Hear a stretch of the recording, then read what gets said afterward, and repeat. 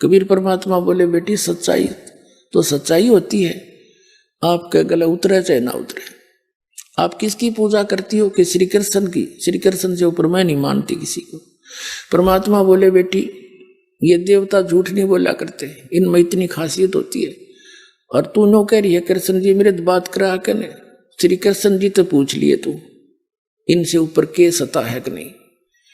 अब मीराबाई ने हृदय से याद किया, श्री कृष्ण प्रगट हुए और उन्हें पूछा भगवान आज मैंने संतों का सत्संग सुना है और सत्संग संत झूठ नहीं बोला करते, इतना तो मैं मानती हूं, आप सच्ची बताना क्या आपसे भी ऊपर कोई भगवान है? श्री कृष्ण जी ने कहा कि भगवान तो है मीराबाई, लेकिन वो मिला नहीं, तेरी ट्राई भी व्यर्थ है, हमने खूब ट्राई कर ली, उसके दर्शन नहीं होते। अब मीराबाई का तो धक देसी हुई, भाई सारी सच्ची बात है, कोई और है परमात्मा। अगले दिन जाकर चरणों में पड़ गई और कहा महाराज जी मेरा पेटा भर दिया आपने, मेरा विश्वास संतोष, मुझे विश्वास हो गया कि इनसे ऊपर कोई शक्ति है, भगवान ने स्वयं बता दिया। अब मेरा कल्याण कराओ। परमात्मा ने बताया बेटी ये खुद नासवान है, इनकी पूजा करने से जन्म मृत्यु तुम्हारा मिटे नहीं, उस अमर परमात्मा की भक्ति में लगी, जब जन्म और मरण मिटेगा उसकी भक्ति हमारे पास है। तो परमात्मा कहते समझदार तो संकेत तो है भाई, और फिर भी कोई ना मानने तो उसके ऐसा मूर्ख नहीं। तुरंत पुरानी संबंध तोड़ दिए कृष्ण से, अक नहीं हमने मोक्ष चाहिए, और कहा जी दीक्षा दे दो मुझे तो कल्याण चाहिए, या तो तेरा दुख देख रही हूं मैं।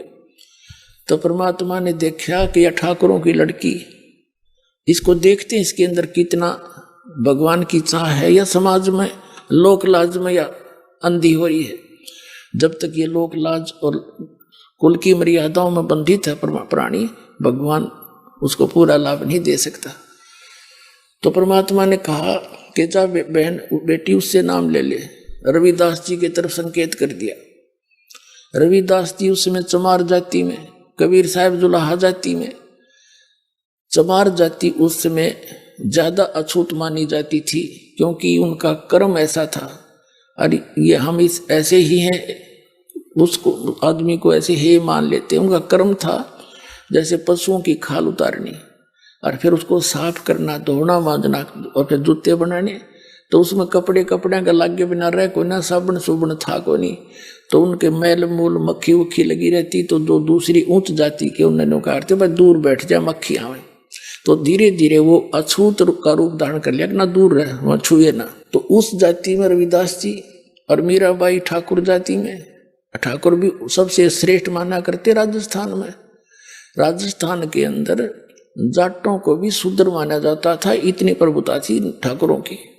वो उनसे उनको भी ढंग से बात नहीं करते थे राजस्थान के। तो उस समय ऐसी सती थी मैं, और कहा बेटी जा रविदास से उस महाराज का नाम ले ले। और मीराबाई बैठ की जाके रविदास को कही रखा था तू पहले इन्हों बताइए मैं कौन हूं और फिर बताइए इस मंत्र। उनकी सोची बुद्धि चाल थी कबीर साहब की, रविदास की। रविदास जी ने कहा बहन बात सुन, तू ठाकुरों की बहू है और मैं एक चमार हूं जाति का, और आज तू नाम ले लेगी और कल न तेरे को लोग पता नहीं क्या क्या कहेंगे, और तेरे मन में दोष आ गया ना, फिर गुरु शिष्य का नाता टूट जाएगा। मीराबाई बोली महाराज जी मैं आपकी बेटी, आप मेरे पिता, बाढ़ में जाओ संसार, मैंने नाम दो, मैं तो कल्याण करवाऊंगी। उसी से मैं नाम दे दिया। अब पहले तो वह मंदिर में जाती थी दिन में, परमात्मा फिर रात को भी सत्संग करते थे, क्योंकि सभी काम दिन में कर लें, रात में मजदूर लोग सत्संग सुन लें। तो मीराबाई फिर रात्रि में जाने लगी सत्संग में, भाई गुरु जी यार दर्शन करेंगे हम तो। अब उसका जो देवर था वो सारे अपने जो कर्म थे करके थक चुका था, उसको रोकने के उससे कोई सफलता नहीं मिली। फिर उसने सोचा था कि लड़की अपनी माँ की बात मान लेती है। उसने अपनी मौसी को बुला करके, मीराबाई की माँ को बुला करके भी उसको समझाया था कि इसने समझा दे, अपने घर बैठ कर भक्ति कर ले, इसने हमारी इज्जत का नाश कर दिया। मीराबाई की माँ ने समझाने की चेष्टा की थी कि बेटी वहां ना जाया करे, इज्जत का नाश हो गया। और चमार जाति का बताओ तने तो सारी ये बात बिगाड़ दी। तो क्या आपस में क्या बातें हुई, शब्द सुनाते हैं। अब मीराबाई की माता कहती है, सत्संग में जाना मीरा छोड़ दे, सत्संग में जाना मीरा छोड़ दे, आए मारी लोग करें तकरार, सत्संग में जाना मीरा छोड़ दे, आए मारी लोग करें तकरार, सत्संग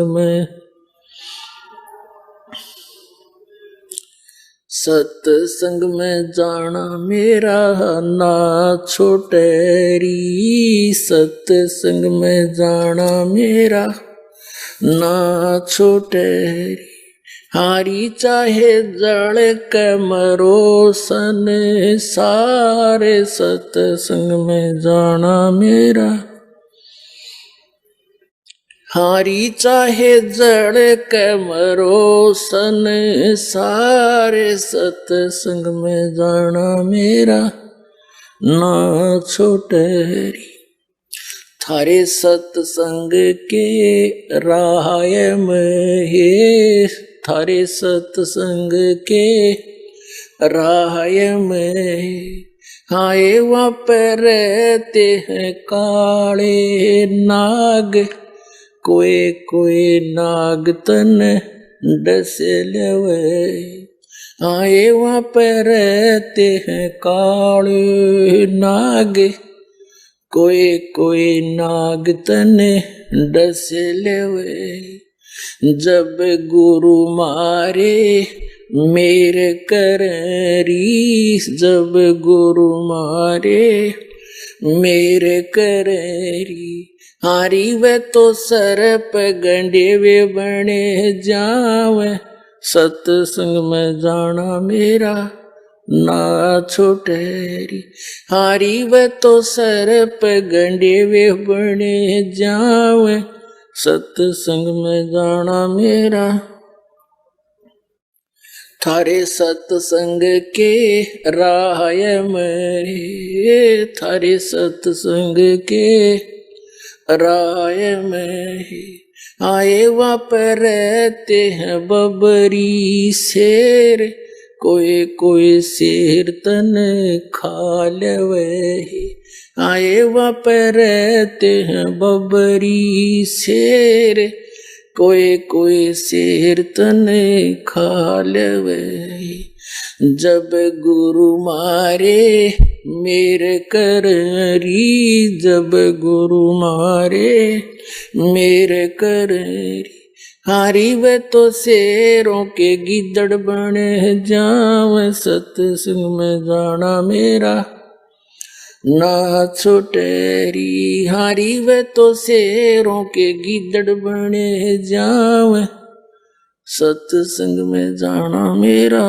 ना छोटेरी, थारे सत्संग के बीच में, थारे सत्संग के बीच में, आए वहाँ पर रहते हैं साधु संत, कोई कोई संत तन ले रमे, आए वहाँ पर रहते हैं साधु संत, कोई कोई संतन ले रमे, तेरे री मन में माता पाप है री, तेरे री मन में माता पाप है री, वो संत मेरे माँ बाप है री, वो संत मेरे माँ हरी, हारी ये तो कर देंगे बेड़ा पार, सत्संग में जाना मेरा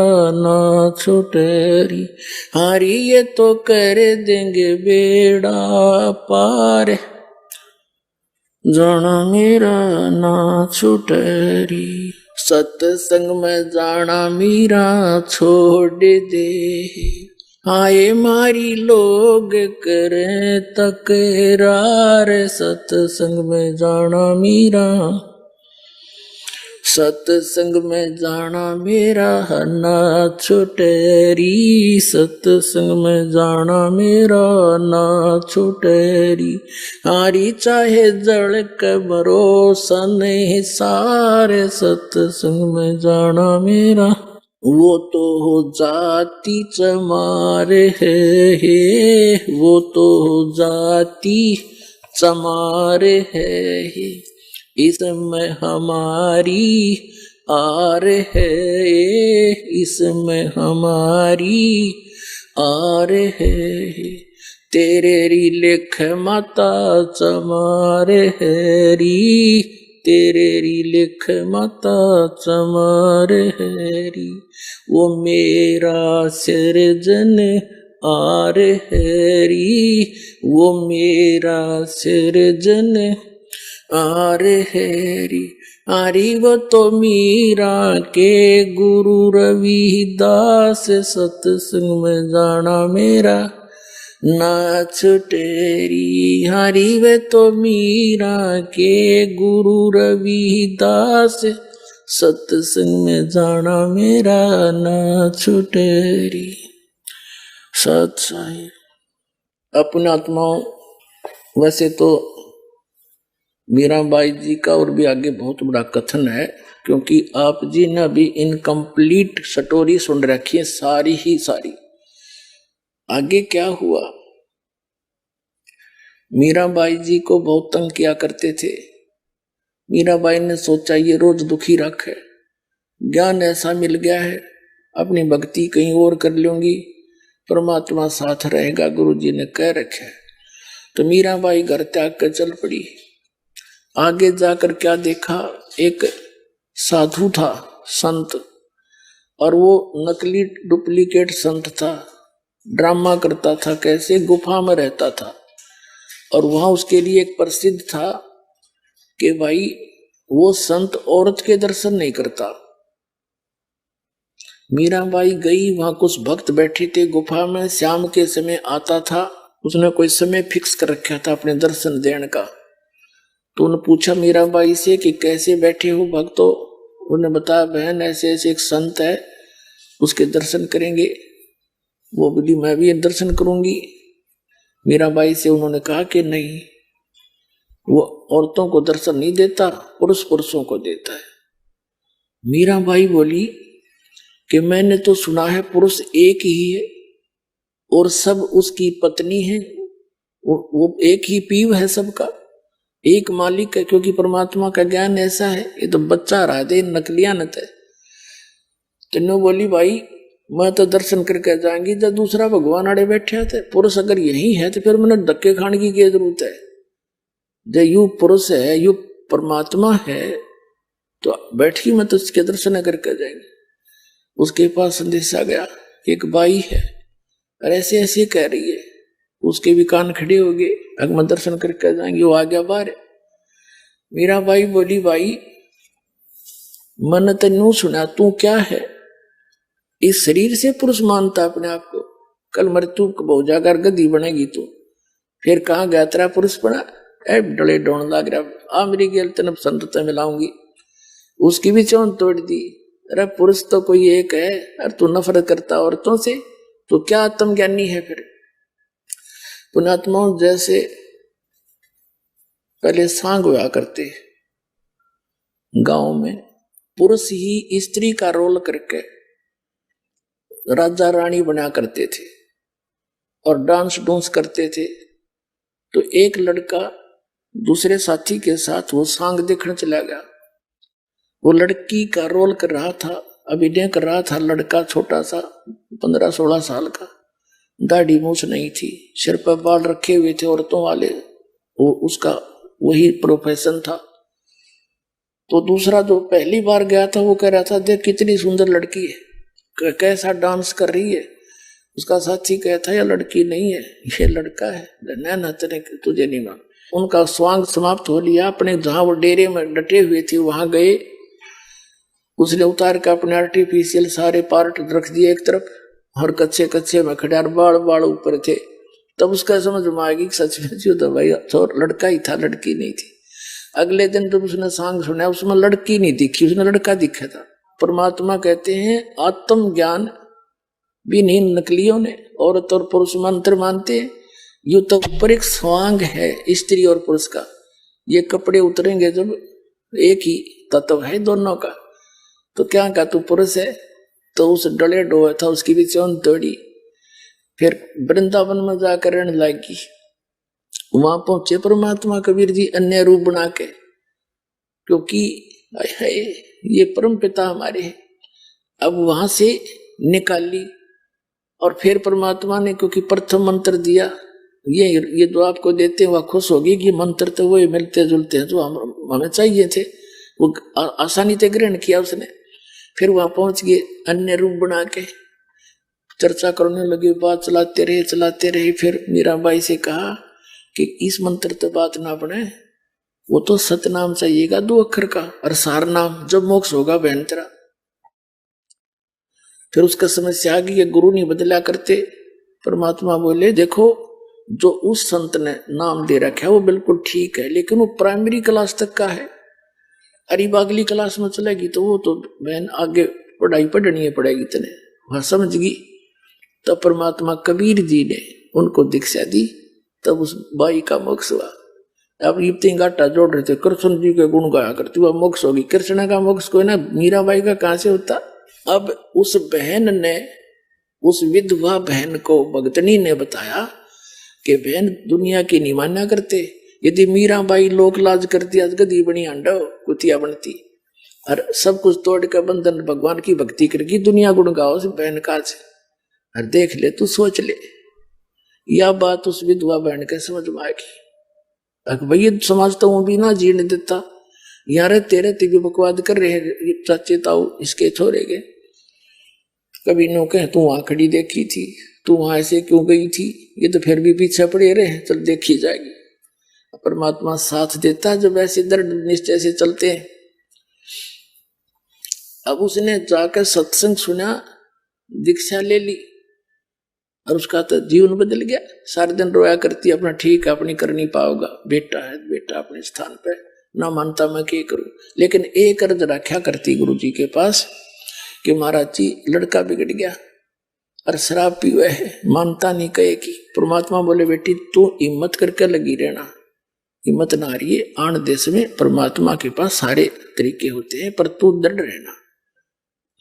तू उसके कहने से अपनी इसमें दीक्षा में बाधा ना आने देना, सब ठीक हो जाए। दूसरी बार जब परमात्मा आए वहां पर कुछ दिन रुकने के लिए, उस बहन ने सभी से प्रार्थना की कि 1 दिन का भोजन मुझे दे दो सेवा का, लेकिन सब ने फिक्स कर रखे थे अपने दिन, सब मना कर गए। अगना वे मुश्किल से दाव लगे, साल भर में आम नहीं दे सकते। तब जिस बहन ने उसको प्रेरणा दी थी उसने शाम का समय दे दिया उसको कि मेरे वाले दिन में सुबह मैं करा दूंगी भोजन, शाम ने तो करा दी। अच्छा, अब उस बहन ने शाम ने भोजन बनाया खूब जी ला के, और लीला कहते हैं परमात्मा पता नहीं के कर दे कैसी लीला करता है। उस बहन का बुखार हो गया, जोर का जोर हो गया, और इतना हो गया कि 10 कदम नहीं जा सकती। उसने भोजन बना के तैयार कर दिया, उस समय अचानक बुखार बन गया और हर तगनी होगी। और वो लड़का एक निकम्मे गिरोह में फंस रहा था, चोर उचुक के डाकुओं में। उन्होंने रात में स्कीम बना रखी थी कि आज राजा के घर में चोरी कराएंगे, रानियां के हार 9-9 लाख रुपए के बताते हैं, और सब आप अपने मियाँ मिट्ठू हो रहे, और सब नौकरी नो लावांगे, इतने हार हो जाएंगे, फिर घर बनावांगे, ऐसे कोठी बना लेंगे। तो कहने लगे भाई रात ने 12 बजे इस मंदिर में आ जाइए, कोई बाहर जंगल में मंदिर था उसके आसपास इकट्ठे हो जी, वहां से चलेंगे। तो सब चले गए अपने खाना खुना खाकर जल्दी आने के लिए। वो लड़का आ गया शाम को 7-8 बजे सी, वो दिन जल्दी आ गया। माँ ने कहा बेटा मेरी तबीयत होगी खराब, मैंने अपने गुरुजी का भोजन पहुंचाना था, मैं चल नहीं सकती, बेटा एक बार आश्रम में भोजन दिया तो महाराज जी भक्ता का। अब उसने सोची तू आश्रम में जाओगा और आने जाने में समय ना लग जा चाहता, और तू पीछे रह जा, वहां रात ने जा चोरी करने जाना है। मना कर दिया, कहने लगा माँ मैं नहीं भोजन दे के आऊंगा, और तू भी मत जाया कर वहां पर, पता नहीं दुनिया क्या क्या कहती है तेरे बारे में। उस माँ ने कहा बेटा मेरी इज्जत रखते तू, आज हाथ जोड़ के तुमने समय मांगया है, और आगे मुझे कोई टाइम नहीं देगा। एक दिन का भी गुरुजी भूखे रह गए थे, अरे सब जा चुकी है वहां सत्संग में, मैं अकेली रह गई पाछे थे। बेटा मैं चल नहीं सकती, बहुत कुछ कहा पर वो मानना नहीं। फिर वह रोने लगी बैठ के, हे भगवान आज किसे कर्म फूटे मेरे। तो उसने सोचा लड़के ने कि अब माँ रोएगी सारी रात, 2 मिनट तो लगेंगी, 10-20 मिनट आध घंटा तो फटाफट पकड़ा है, बहुत टाइम से।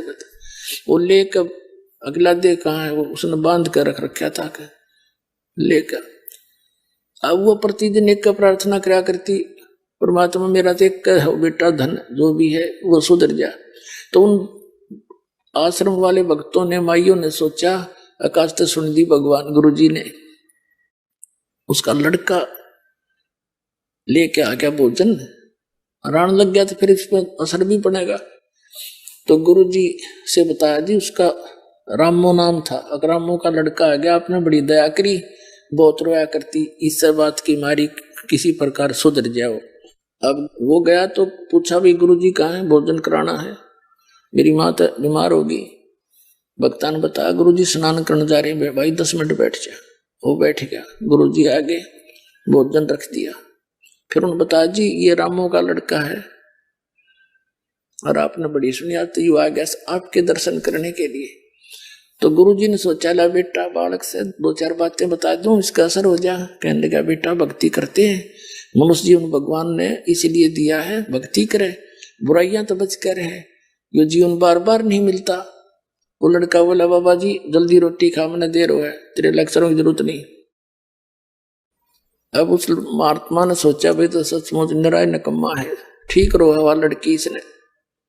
महाराज जी के बोला अपने खा के खाना, और लेकर वो बर्तन, और वो तो स्पीड खींच दी वापस, क्योंकि उसने तो रानिया के हार दिखे थे। अब रास्ते में उसका कांटा लग गया पैर में, और लग कर सूल की करकी टूट गई बबुल की। अब कदम नहीं रखा जा, एडी पंजा नहीं टेका, एडी एडी टेकता आवे, चल जा नहीं, धीरे धीरे आ रहा। उसकी आते ही वो बर्तन मारे पटक के, और लगा ऊट पटांग बकवाद करने अपनी माँ को, आज गया था तेरे सत्संग में, आज मेरे पैर में कांटा लग गया, और तू नो कह उड़े सब न सुख हो, मेरा तो दुख हो गया, और आस पास से तू भी नहीं जाएगी उड़े, और मैं तो उधर मुंह करके भी ना सो। क्योंकि उसने तो फिर नो हो गया कि तू जा नहीं सकता, भागना पड़े तो भाग नहीं सकता, चोरी कराएंगे तो सारे सांग करने पड़ेंगे, तो घना दुख मान रहा इस बात का। फिर वह मां रोने लगी, हे परमात्मा इस निकम्मे का आज कांटा लगना था, देख मेरे किसे फूटे भाग हैं, अब यू ना स्वयं जावे और ना मन भक्ति करने दे। नो करके वह खूब रो रहा के सोगी। फिर जैसा भी था शाम ने तो फिर सुबह बखत उठ के उस लड़के का कांटा निकलवा दिया।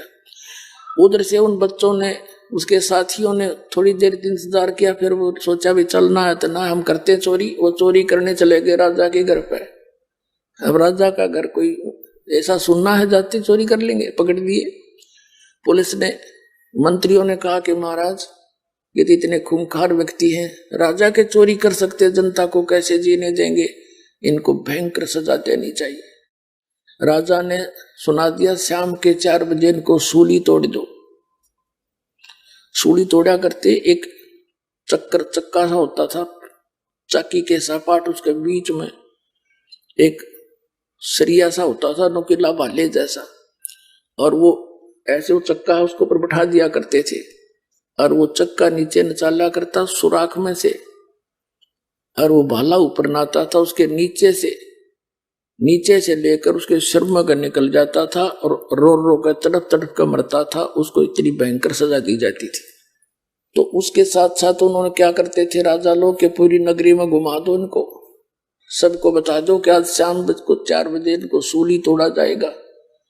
उनके लिख दिया, और उनसे बुलवा रहे हैं कि बोलो, पुलिस वाले ले जा रहे हैं, कहो हम चोर हैं, राजा के घर चोरी करने के लिए गए थे, हम पकड़े गए, कोई सुनता हो तो चोरी ना करना, हम शाम को 4 बजे सूली तोड़े जाएंगे। उनसे ऐसे डायलॉग बुलवाते हुए और डंडे मारते हुए पुलिस वाले गलियों में घुमा रहे। एक विशेष बाजा सा बजाते थे तो गांव वालों को पता लग जाता था, नगर वालों को, कि आज किसी की साथ आ रही है, किसी की सामत आई है। तो ये देखने के लिए कि किस दंड में यह दंडित होगा, सब अपने घरों के बाहर आ जाते थे। राजाओं का ये होता था उद्देश्य कि इनके डर से और भी डरेंगे, कोई चोरी चारी ना करेंगे, शांति बनी रहेगी। तो दोनों माँ बेटा भी ये देखने के लिए कि किसको क्या दंड मिल रहा है, वो अपनी गली में आकर खड़े हो गए। जब वो बच्चे आए, उनकी मिली आंख में आंख दोनों मित्रों की। उस लड़के ने सोचा तो पकड़े गए, वो हैं तेरे वाले साथी। और वो कहते आ रहे हम चोर हैं, राजा के घर चोरी करे थे, हम पकड़े गए, आज हम सूली टूटेंगे शाम को, कोई सुनता हो तो चोरी ना करियो। जब वो आगे चले गए उनके घर से, माँ अपने घर में आ गई। वो लड़का अपनी माँ के चिपट गया और बुरी तरह रोने लग गया और कहने लगा।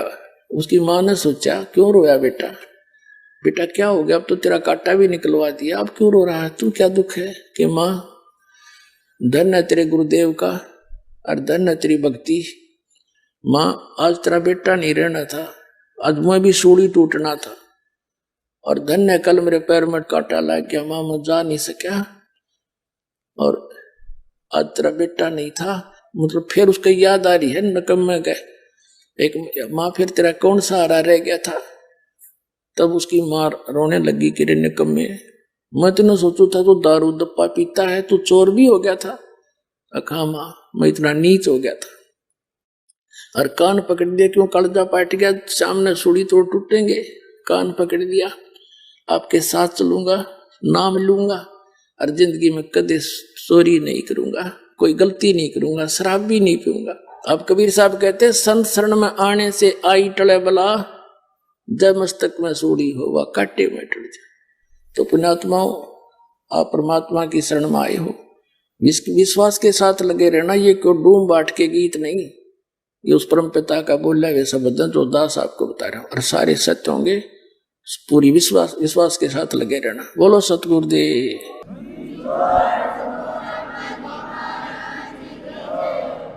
पुण्यात्माओं, आपका बहुत बड़ा सौभाग्य है, आप जी को परमात्मा का वो यथार्थ मार्ग मिल गया,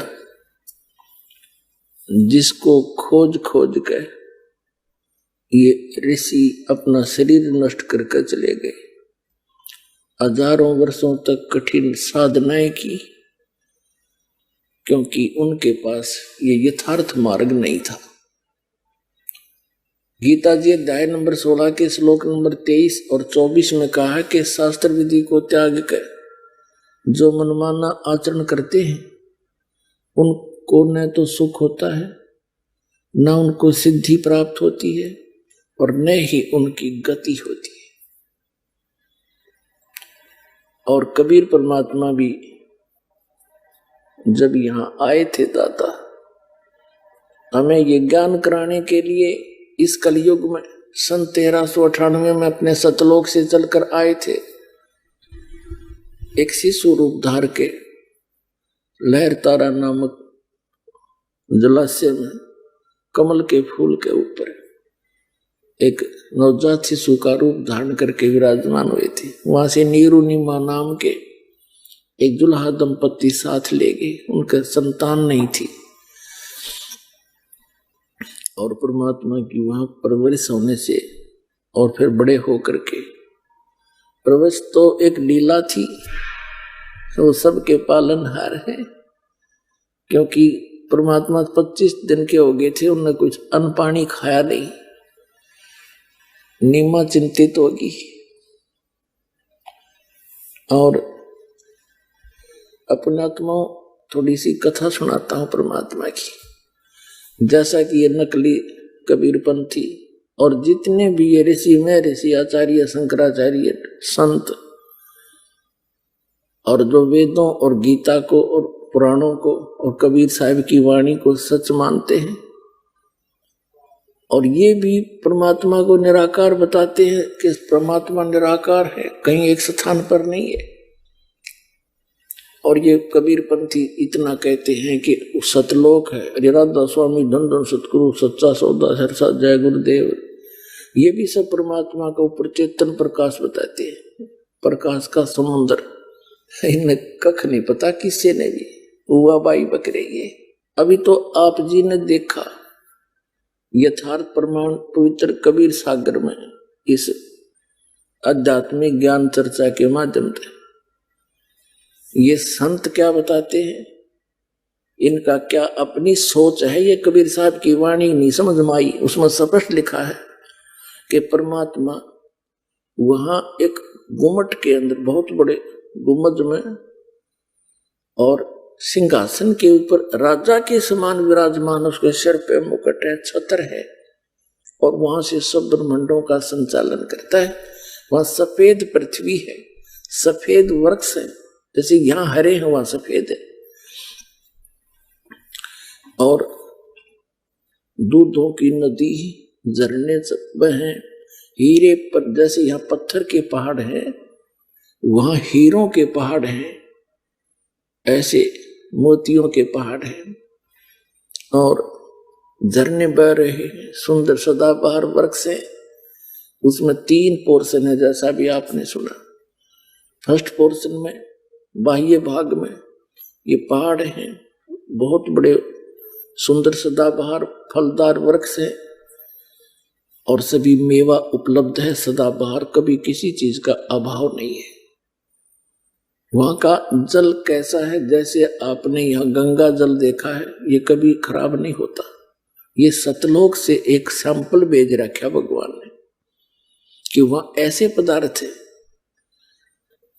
और फिर उसके बाद बहुत बड़ी सृष्टि है जिसमें नर और नारी ऐसे ही परिवार हैं, अलग अलग सबके मकान हैं, कोई राग द्वेष नहीं है, क्यों अभाव नहीं किसी चीज का।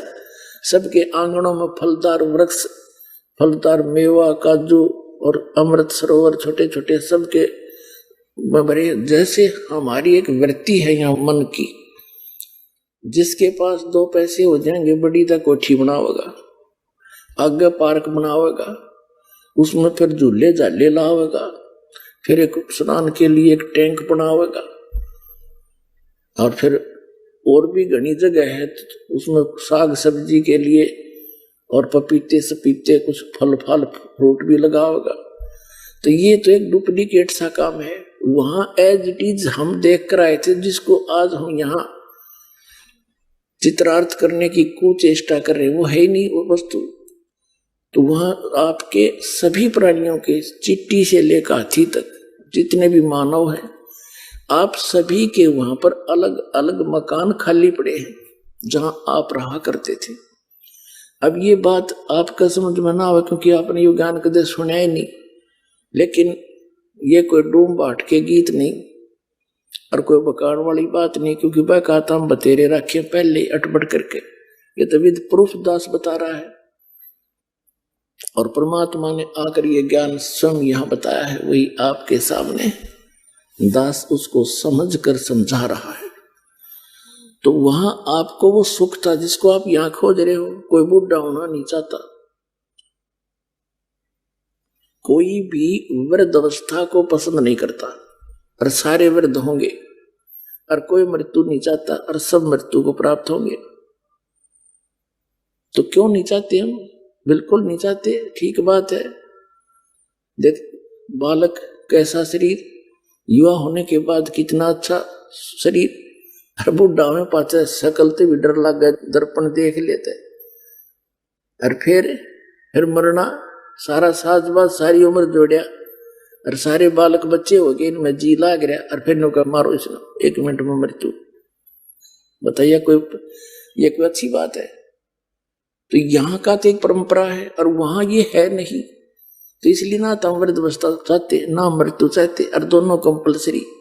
तो ये तो सतलोक में होगा, आपको वहां चलो, अब समय आ गया वहां चलने का। कति बिल्कुल आसानी से जा सकते हो, लेकिन ये मंत्र जाप करना पड़ेगा, जीवन रोहतास आपको बताएगा, और मर्यादा में रहना पड़ेगा। आपको यहाँ तो सुख देंगे ही देंगे, और फिर वहां देखना सतलोक में। परमात्मा कहते हैं, अब पहले थोड़ा सा आपको दिखाते हैं जैसा अब प्रसंग चल रहा था कि परमात्मा सतलोक में कैसा है और कौन है वो, उसका नाम क्या है। अभी तो आपने कबीर सागर में देखा, धर्मदास जी को परमात्मा स्वयं लेकर गए, कबीर परमेश्वर जी, और वहां जाकर उसने क्या आंखों देखी, फिर वर्णन किया ज्ञान प्रकाश कबीर सागर में, बौद्ध सागर के खंड में, कि सतलोक में जब मैं जाग गया तो वहां ऐसे ही नर और नारी करके हंस और हंसनी मेरे से मिलने आए, बड़े प्यार से सीने से लगे, गा के बजा के नाच के फिर भगवान को दिखाने के लिए गए। वहां क्या देखा कबीर साहब, वो जो नीचे से जिंदा महात्मा के रूप में आया था, वो बैठा उस ब्रह्मांड के सिंहासन पर, असंग ब्रह्मांड के कंट्रोलर के सिंहासन पर, और सिर पर छत्र है, सिर पर मुकुट है।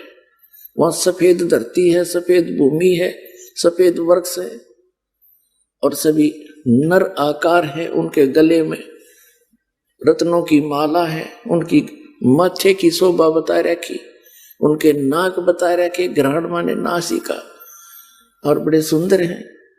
और ये नकली कबीर पंथी या जितने भी संत पंथ हैं, ये सभी बताओ भगवान निराकार है। पुण्यात्माओं, परमात्मा का पाना और सतलोक जाना कति आसान है, इसमें तो कोई बाधा ही नहीं बनेगी, क्योंकि जब आप यहाँ के दुख से परिचित हो जाओगे और वहां के सुख से, और प्रमाण से ही तो आपको पता लग जाएगा। अब पुण्यात्माओं, देख परमात्मा ने कितनी दया कर रखी है आपके ऊपर, आप कितने लाडले हो उस परमात्मा के बच्चे, बहन और भाई जितने भी यहाँ आए हैं। हम दासों की सेवा लगाई, बच्चों ने मिलकर आश्रम बनाया, शेड डाला, और आपके आने से पहले पलक बिछाए बैठे रहते हैं। कितने भगत बहन भाई आएंगे, मैट बिछा देते हैं, अच्छा बढ़िया देसी घी का प्रसाद हलवा, और भाई अच्छे बढ़िया भोजन आहार आपको परमात्मा की तरफ से ही है ये सारा खेल। और ऐसे सर्दी में देकर रजाई है, अरे अमृत वर्षा कर रहे हैं, इसमें कृपा करके लटके ना लियो, पूरा ज्ञान सुनियो को देखा का अच्छा देसी घी का लोड कर जाए, ऊँघे जाओ बैठे बैठे, फिर आना नहाना बराबर है। कबीर साहब कहते हैं, निंद्रा काल जाल है भाई, जो सोवत हैं सो खोवत हैं, जागत है सो पावत हैं। तो जागो, वैसे भी जागो, अरे नींद ने भी थोड़ा कंट्रोल करो, और सुनो अमर कहानी उस परम पिता की। आपको प्रमाण दिखाते हैं। पुण्यात्माओं, ऐसा सीजन, ऐसा एटमॉस्फेयर, मीठी मीठी सर्दी और सारी व्यवस्था है, और परमात्मा की भक्ति, वो अमर कथा, वो अमृत वर्षा उस सत्संग की, जिसकी आत्मा को युगों युगों से भूख है, यहां तृप्त हो रही है वो। तो इस आत्मा ने सुआओ मत, जागृत रखो और सुनो उस परमात्मा की अमर कहानी। तो पुण्यात्माओं, परमात्मा का पाना शब्द आसान है, क्योंकि इसमें कुछ करना है को नहीं, नाम जाप करना बस। नाम चलते फिरते उठते बैठते मर्यादा में रहना है, और जैसा परमात्मा आपको वित्त दे उसमें से दान भी करना है, क्योंकि धर्म तो धसके नहीं धसके तीनों लोग, और खैरायत में खैर है कीजिए आत्म पोख। तो जो परमात्मा आपको लाभ देगा उससे दान भी करना है, क्योंकि दान से ही लाभ जो धन मिलता है। कबीर साहब कहते हैं, चढ़ी चौंच भर ले गई और नदी ना घट्यो नीर, दान दिए धन घटे नहीं, कह रहे साहिब कबीर। तो इस प्रकार इस तरह से परमात्मा का पाना कति आसान है। अब थोड़ी सी इस मौसम ठीक है, थोड़ा सा समय अधिक लेंगे, क्योंकि ये अमृत वर्षा, ये ज्ञान और यो भगवान कदे कानों नहीं सुना था। और आज परमात्मा अपने बच्चों को बैठा बैठा के प्यार तय है, और फिर ये अमृत के प्याले पिला रहा है सच्चे ज्ञान के, और वो सच्चे भगवान की कथा, सत्यनारायण कथा, इसके कबीर साहब का नाम लेने ते पाप कटे, नाम लेने तो आत्मा चार्ज होती है। और यहाँ तो सारा दिन उस परमात्मा का की ही चर्चा चलती है। आपस में आप भी बैठते हो, यहाँ आप जी को इसलिए बुलाया जाता है कि जैसे पुराने भक्त भी होते हैं जिन्हें 10-10, 15-15 वर्ष हो गए नाम लिए ने, कुछ 2-4 वर्ष के भी हैं और बिल्कुल नए भी आए हैं पुण्यात्मा पर भगवान के बच्चे। तो पुराणों के साथ आपका आपस में डिस्कस होता है, सत्संग के बाद आप चर्चा करते हो, नए भक्तों का विश्वास दृढ़ होता है कि सचमुच यहाँ ऐसे ऐसे इनको लाभ हुए हैं, ऐसे ऐसे रोग कटे हैं, ऐसे निर्धन व्यक्तियों का आज गाड़ियां चल रही हैं। तो फिर इससे और दिल डटेगा, और ऊपर से ये दास ज्ञान आपको दे रहा है, इसमें स्पष्ट हो जाएगा। तो ये सारा कुछ मिलाकर इसलिए परमात्मा ने ये आश्रमों की व्यवस्था बनाई है कि यहाँ बैठकर परमात्मा के बच्चे उस मालिक के यथार्थ ज्ञान को और उस भगवान को समझ सके। पुण्यात्माओं, परमात्मा कैसा है और कहाँ प्रमाण है? हमारे वो सदग्रंथ जिनको प्रत्येक धर्म शिरोधार्य मानता है, उसमें सिद्ध करता है दास एक 20 मिनट के अंदर। सबसे पहले पवित्र बाइबल आपको दिखाते हैं। पवित्र बाइबल पवित्र ईसाई धर्म का एक आदरणीय और मान्य सदग्रंथ है।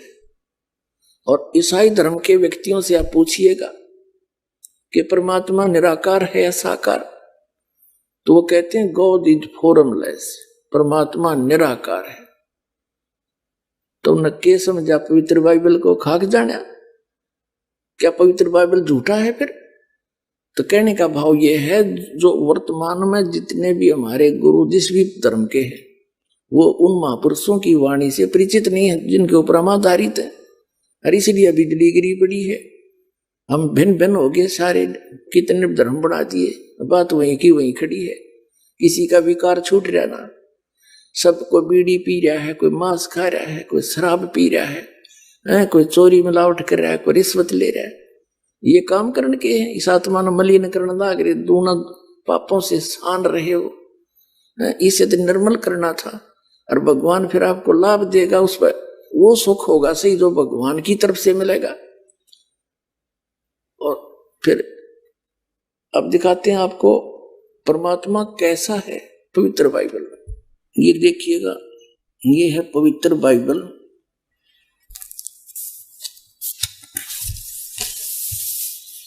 संपूर्ण जीवन अध्ययन बाइबल। और ये कहां से छपा है? ये है जर्नल एडिटर है Donald C Stamps MA MDV, ये एसोसिएट एडिटर, ये यहां से छपा है, printed in India. Life Publishers International, Springfield, Missouri USA, printed in India. ये बना वहां से छपा यहाँ पर, ये सारा इनका पूरा दे रखे यहाँ पर। इससे आपको पढ़ के सुना होगा दास कि परमात्मा कैसा है। पुराना नियम और उत्पत्ति यहां से देखेंगे आप।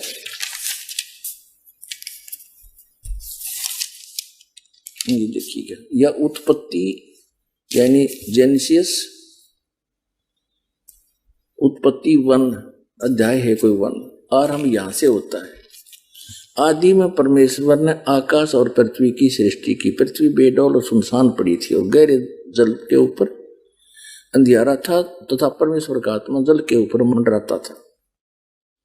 ये फिर परमात्मा ने उजियाला किया, परमेश्वर ने कहा उजियाला हो जा, उजियाला हो गया। परमेश्वर उजाले को देखा, अच्छा लग गया। तो इस प्रकार ये पहला दिन हो गया। ठीक है, हम अपने मतलब का पढ़ाएंगे। फिर दूसरा दिन हो गया, दूसरे दिन में 2 संरचना करी, सांझ हुई, फिर भोर हुई, ये तीसरा दिन हो गया। इसमें कुछ और फलदायी वृक्ष जिनके बीज व एक एक करके अनुसार उन्हें तो बनाए। ठीक है। अच्छा, फिर यहां देखेंगे ये फिर और कुछ ज्योतियां आकाश मंत्र पृथ्वी पर प्रकाश देने वाली भी ठहरे, और वैसा ही हो गया। ऐसे ऐसे किया, ज्योतियां बनाई तो सांझ हुई, फिर भोर हुआ। इस प्रकार चौथा दिन हो गया। अब हम यहाँ आ जाएंगे पांचवा दिन। ये प्रश्न नंबर ये 4 पर पढ़ा हमने उत्पत्ति ग्रंथ के, और अब हम 5 पर आ जाते हैं।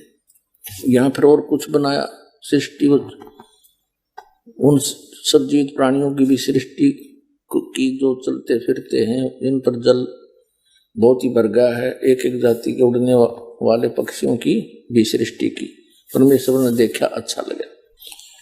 तथा सांझ हुई, फिर भोर हुआ। इस प्रकार ये 5वां दिन हो गया। ठीक है। अब यहां देखे छठे दिन, ये 26 नंबर इनकी श्लोक है।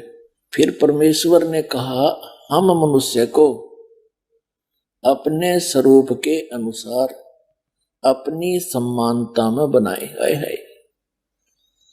हाँ, फिर परमेश्वर ने कहा कि हम मनुष्य को अपने स्वरूप के अनुसार अपनी समानता में बनाए, और वे समुद्र की मछलियों और आकाश के पक्षियों और घरेलू पशुओं और सारी पृथ्वी पर और सब रेंगने वाले जंतुओं पर जो पृथ्वी पर रेंगते हैं अधिकार रखे। ठीक, उनसे समझदार हो ऐसा बनाऊंगा। मनुष्य ने अपने जैसा बनाऊंगा। तब परमेश्वर ने मनुष्य को अपने स्वरूप के अनुसार उत्पन्न किया, यानी अपने जैसी शकल का, अपने जैसा शरीर, अपने जैसी सूरत बनाई। तब परमेश्वर ने मनुष्य को अपने स्वरूप के अनुसार उत्पन्न किया।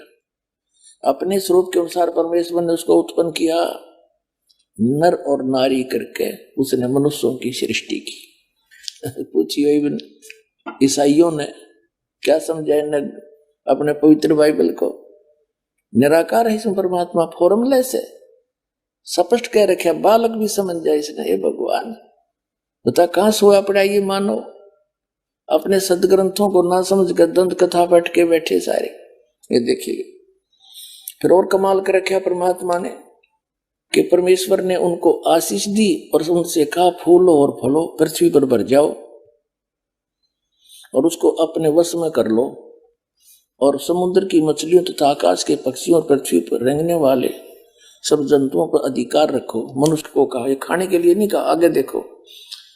फिर परमेश्वर ने मनुष्यों से कहा, उनसे कहा, मनुष्यों की चल रही है कहानी सुनो, जितने बीज वाले छोटे छोटे पेड़ सारी पृथ्वी के ऊपर हैं और जितने वृक्षों में बीज वाले फल होते हैं वे सब मैंने तुमको दिए हैं, वे तुम्हारे भोजन के लिए।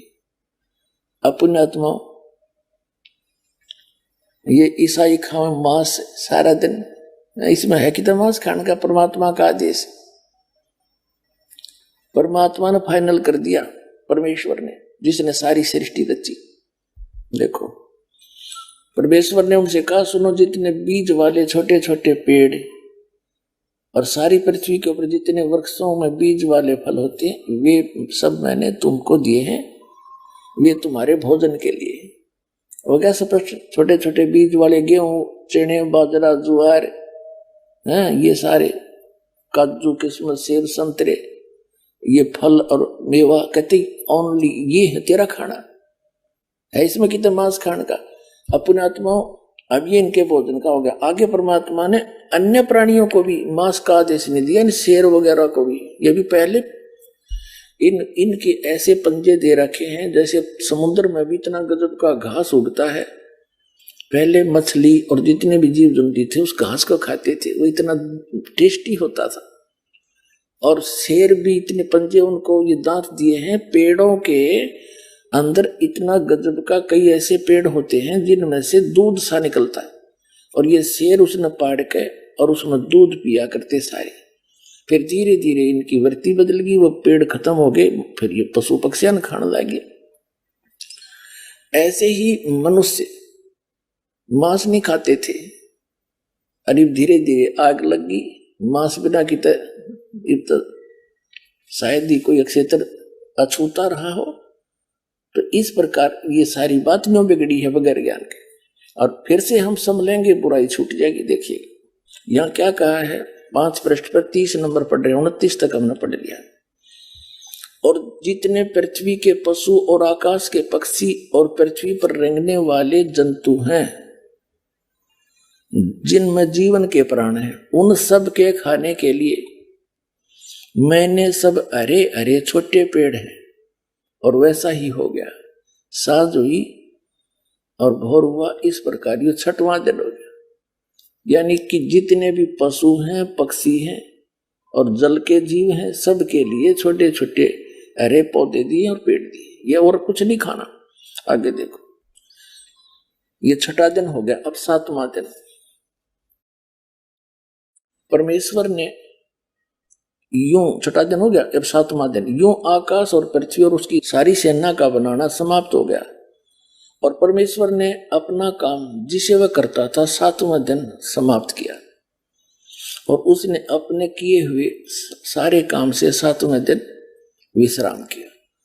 और परमेश्वर ने 7वें दिन को आशीष दी और पवित्र ठहराया, क्योंकि उसमें उसने सृष्टि की रचना के अपने सारे काम से विश्राम लिया। जी नमस्कार। नमस्कार।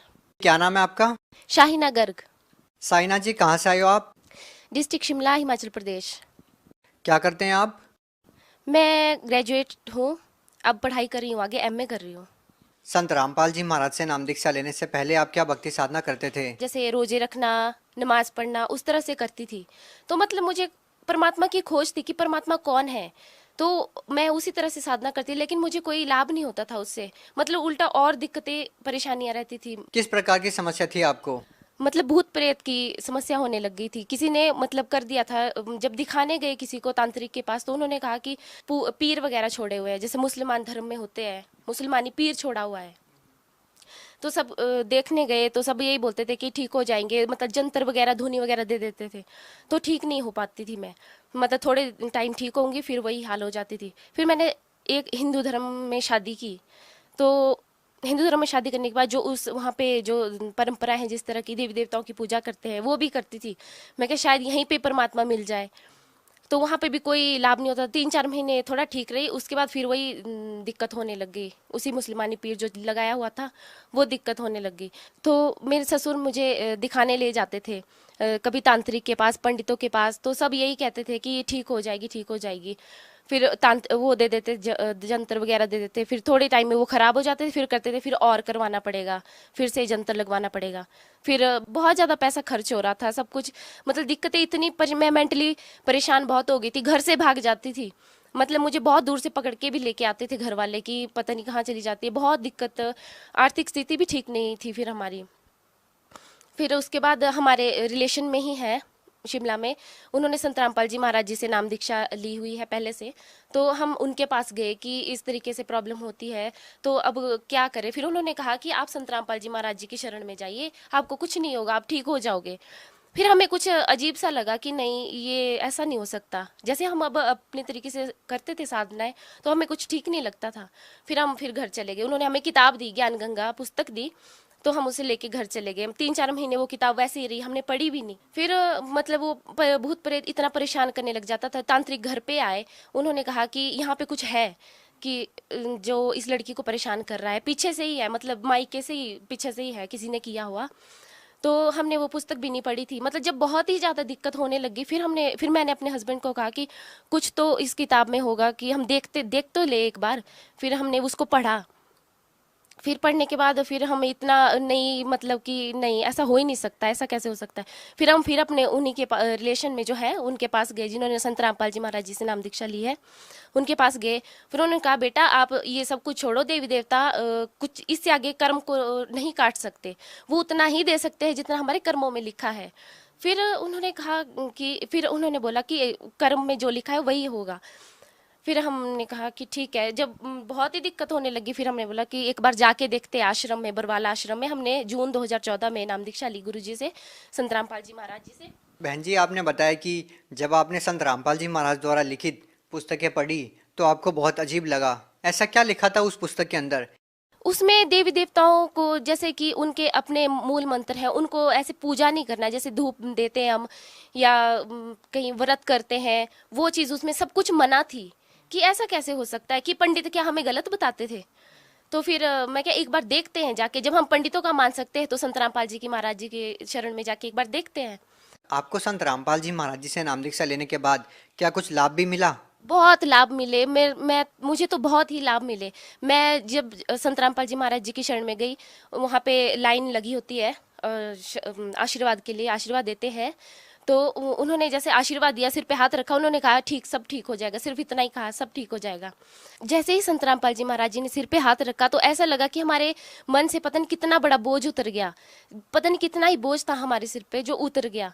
फिर मतलब सब कुछ ठीक हो गया हमारा। हम घर आए, हमने जोत जलाई, सब कुछ किया, फिर उसके बाद हमारा सब कुछ ठीक हो गया। मतलब कोई ऐसी दिक्कत वाली बात नहीं रही। मतलब जो मेरे को भूत प्रेत की बाधा थी वो भी चली गई। 3 सालों से हम दिखा रहे थे, कहीं भी ठीक नहीं हो रही थी वो भूत प्रेत की जो बाधा थी। पंडितों ने तो यहाँ तक ऐसा बोल दिया था कि इन दोनों की तो बनेगी नहीं, हस्बैंड वाइफ की बनेगी नहीं, इसको घर वापस भेज दो, ये जहाँ से ये आई है इसको वापस भेज दो। लेकिन हमने हार ही नहीं मानी। मेरे तलाक तक के पेपर रेडी हो गए थे, मेरे फादर ने तलाक के पेपर रेडी कर दिए थे कि 2 दिन बाद पेपर आ जाएंगे और आप तैयार रहना भी। पर हमने हार ही नहीं मानी। हम फिर संत रामपाल जी की शरण में चले गए। हमने कहा कि अब जब इतने के पास गए तो उनके पास जाके भी देखते हैं। तो हम आपसे जानना चाहते हैं कि संत रामपाल जी महाराज से नाम दीक्षा लेने के बाद आपका जो तलाक होना था, क्या वो हुआ? नहीं जी, आज हमारी शादी को 5 साल 6 साल हो गए हैं। तो वो मतलब संत रामपाल जी महाराज जी की शरण में आने से वो बला ही टल गई सारी। और क्या क्या लाभ हुए? और हमारी आर्थिक स्थिति ठीक हो गई। मेरे हस्बैंड की जॉब नहीं होती थी, उनकी जॉब पहले पानीपत में लगी, कॉन्ट्रैक्ट पे लगे थे, 2-2.5 साल तक रहे, आज वो परमानेंट जॉब पे करनाल में लगे हैं। बहन जी, जैसा कि हम देखते हैं कि जो भी संत रामपाल जी महाराज जी से नाम दीक्षा लेता है उनकी सारी समस्याएं दूर हो जाती है, उनकी बीमारियां ठीक हो जाती है। क्या संत रामपाल जी महाराज जी कोई क्रियाक्रम करने के लिए बोलते हैं या कोई जड़ी बूटी देते हैं या कोई दवाई देते हैं, क्या कारण है? ना ही वो कोई जड़ी बूटी देते हैं, ना ही वो कोई झाड़ा लगाते हैं, वो कुछ नहीं करते। वो सिर्फ जो हमारे शास्त्रों में जो साधना लिखी गई है उसे वो सही तरीके से हमें बताते हैं कि हमारे शास्त्रों में ये लिखा है, आप सही साधना करिए। देवी देवताओं को पूजना नहीं है, वो आदर के योग्य है, उन्हें आदर देना है, उन्हें सम्मान करना है। उनके मूल मंत्र हैं जो हमारे गीता जी में लिखे हैं। लेकिन हमारे पंडित जो है वो शास्त्रों के विरुद्ध ही साधना करवा रहे हैं। उन्होंने अर्थों के अनर्थ कर रखे हैं। वो बिल्कुल भी मतलब ऐसे कि अनजान आदमी होता है, जैसे अनजान बच्चा होता है, उस तरह से वो काम कर रहे हैं। आप भगत समाज को क्या संदेश देना चाहते हैं? भगत समाज को यही संदेश देना चाहूंगी कि आप संत रामपाल जी महाराज जी की शरण में आइए, पूर्ण मोक्ष उन्हीं से मिलेगा। वही शास्त्रों के अनुसार सही साधना बता रहे हैं। बाकी तो ये भटकावा है जो पंडित लोग, जो ये तांत्रिक वगैरह, ये जो बड़ी बड़ी दाढ़ी वगैरह ये लगा के रखते हैं, इनसे कुछ नहीं मिलने वाला। इनको कुछ खुद भी इनको कोई भी ज्ञान नहीं है। हमारे शास्त्रों में जो लिखा है वो देवी देवताओं की पूजा करना बिल्कुल व्यर्थ है। उसमें बिल्कुल लिखा ही नहीं है। व्रत करना भी मना है कि व्रत भी नहीं करना है, फिर भी उन्हें कोई लाभ नहीं होता। जी धन्यवाद। धन्यवाद जी।